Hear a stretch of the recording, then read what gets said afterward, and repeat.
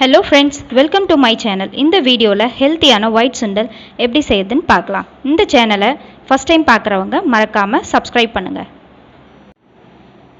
1/4 kilo சுண்டல் எடுத்து over night ஊற வச்சுக்கோங்க. அதை குக்கரில் போட்டு 4 விசில் வச்சு நல்லா வெந்ததும் எடுத்துக்கோங்க. ஸ்டவ்வில் கடாய் வச்சுக்கோங்க. கடாய் நல்லா சூடானதும் 2 டேபிள் ஸ்பூன் எண்ணெய் விட்டுக்கோங்க. எண்ணெய் நல்லா சூடானதும் 2 டேபிள் ஸ்பூன் கடவுளுத்தம்பருப்பு போடுங்க.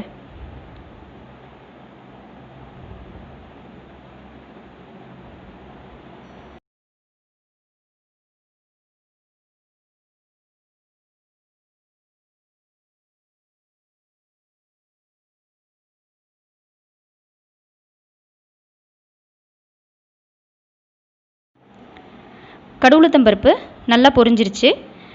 இப்போ இதில் கொஞ்சமாக கருவேப்பிலை பொடியை சேர்த்துக்கலாம். இந்த கருவேப்பிலை பொடி ஏன் சேர்க்குற பார்த்தீங்கன்னா, வீட்டில் குழந்தைங்களாம் இருந்தாங்கன்னா கருவேப்பிலையை தூக்கி போட்டுருவாங்க. ஸோ இந்த மாதிரி பொடியை அரைச்சி போட்டோம்னா அவங்க எதையுமே தூக்கி போட முடியாது, நல்லா க்ளீனாக ஃபுல்லாக சாப்பிட்ருவாங்க. ஸோ இப்போ கருவேப்பிலையை இந்த எண்ணெயிலே போட்டு கொஞ்சம் வதக்கிக்கலாங்க. அதுக்கப்புறமா இதில் காஞ்ச மிளகாய் சேர்க்காம 2 டேபிள் ஸ்பூன் மிளகுத்தூள் சேர்க்குறேங்க.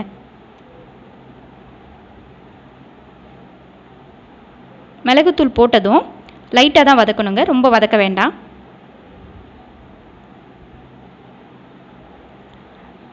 மிளகுத்தூள் உடம்புக்கு ரொம்ப நல்லதுங்க.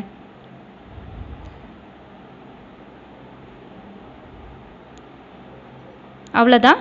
இப்போ நம்ம சுண்டலை இதில் போட்டு நல்லா மிக்ஸ் பண்ணலாங்க.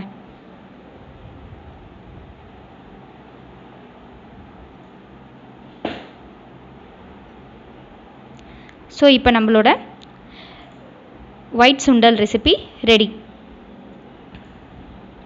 இந்த ரெசிபி உங்களுக்கு பிடிச்சிருந்தா லைக் பண்ணுங்கள், ஷேர் பண்ணுங்கள், சப்ஸ்கிரைப் பண்ணுங்கள். தேங்க்யூ.